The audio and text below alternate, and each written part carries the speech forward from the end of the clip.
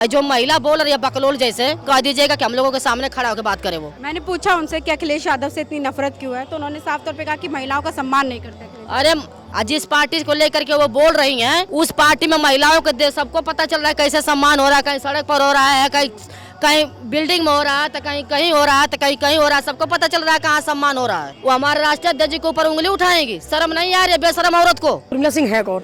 अभी मैंने इनका पोस्ट पिछला देखा तो वो अजीब अजीब गाने पे वीडियो बना रही थी और इनको वायरल होना है। ठीक है, बीजेपी की जो नेत्री है वो सही तो काम तो कर नहीं रही है।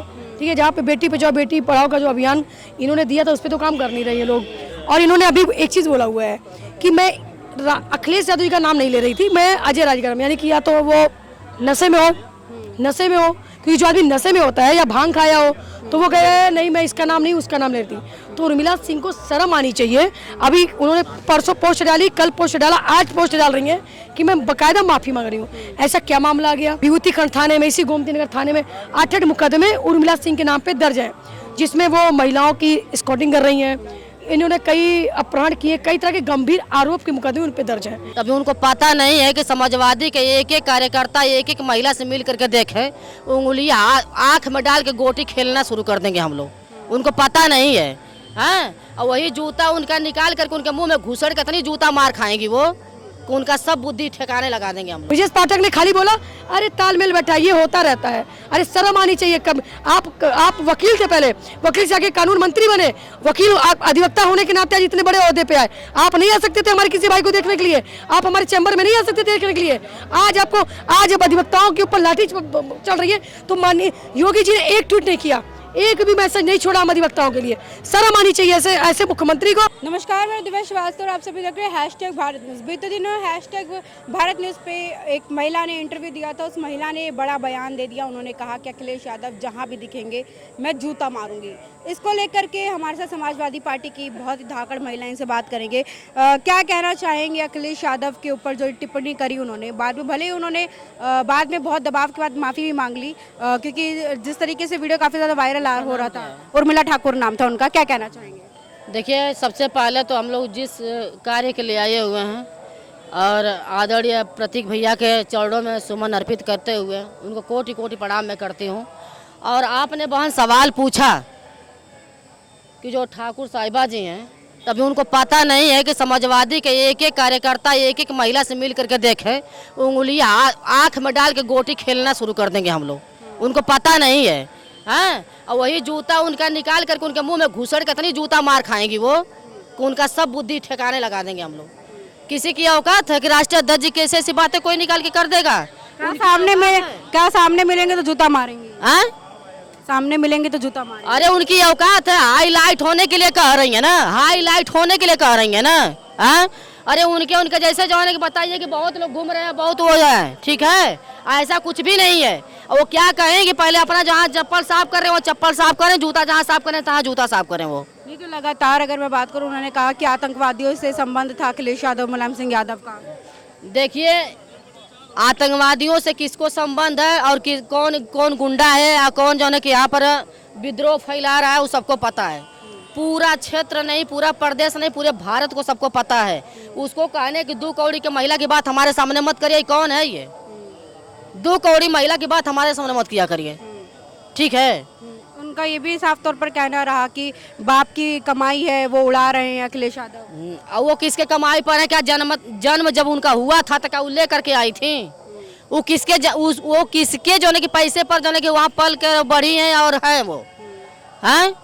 हम तो शक्ल भी नहीं देखे उनका कैसी है वो। सामने कभी मिलवा दीजिए हमको, उनको पकड़ करके लेकर आइएगा कभी और उनके सामने हमको खड़ा करा दीजिएगा, तब पता चलेगा कि हाँ कौन क्या है कौन नहीं किया है। हमारे राष्ट्रीय अध्यक्ष जी के ऊपर नजर उठा के कोई देखा?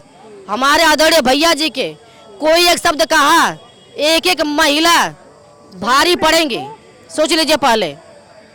तो महिला मैं आपको वो वीडियो दिखा दे रही हूँ जिसपे उन्होंने बहुत तमाम बड़ी बातें बोल दी। उन्होंने साफ तौर पे कहा कि ये देखो, सुन लीजिए। आपने कहा कि आपने सुना नहीं है, आपने देखा नहीं है, लाइव पर आपको फुटेज दिखा दे रहे। कुछ खराब चल रही थी तो हम थोड़ा सा कुछ दिन तक जो है न्यूज नहीं देख पाए।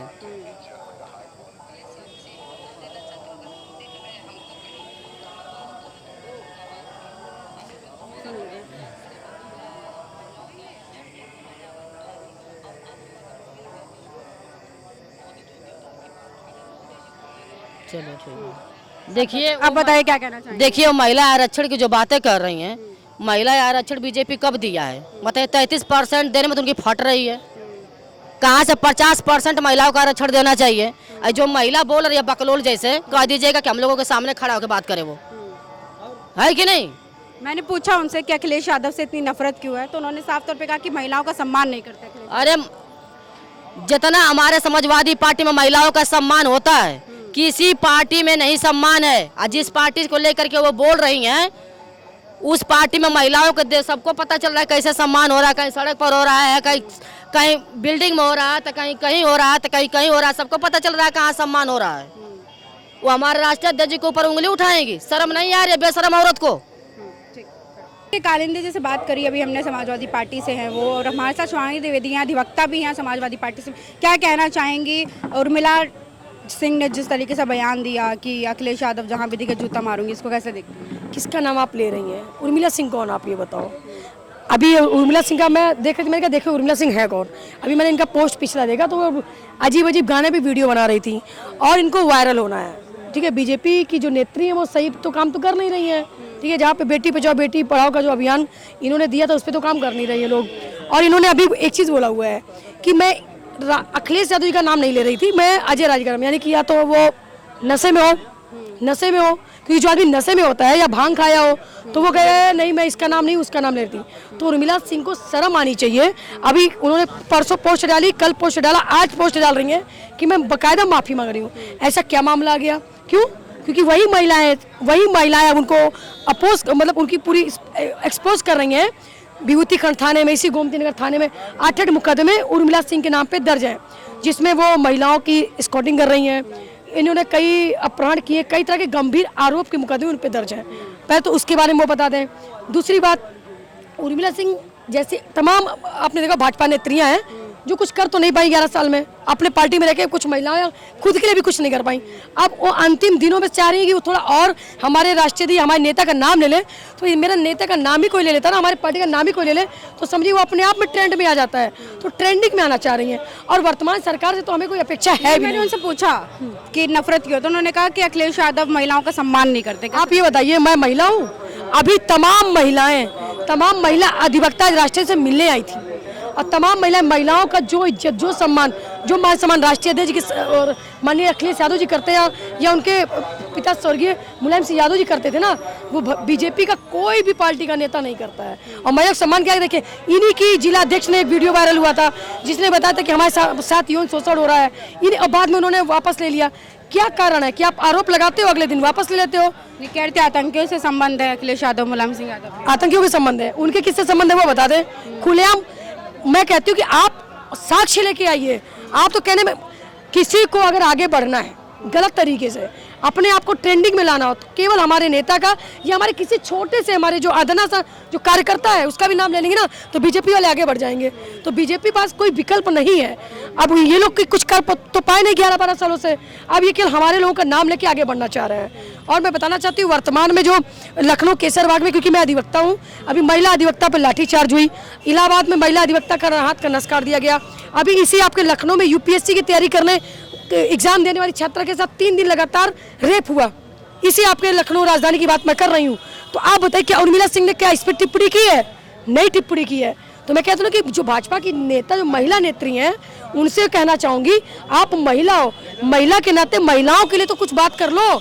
आप अपने मुख्यमंत्री से, अपने आला अधिकारी से तो बात करो महिलाओं के सम्मान के लिए। केवल ढोंग पीटते अपने आप को ट्रेंड और अपने आप को आगे बढ़ाने के लिए आप कुछ भी कर लोगे, गलत तरीका पकड़ लोगे। जिस तरीके से महिला अधिवक्ता पर लाठीचार्ज हुई है, चोटें लगी हैं, एक विकलांग महिला थी, उसका विकलांग महिला के हाथ पे 10 बार मारा गया।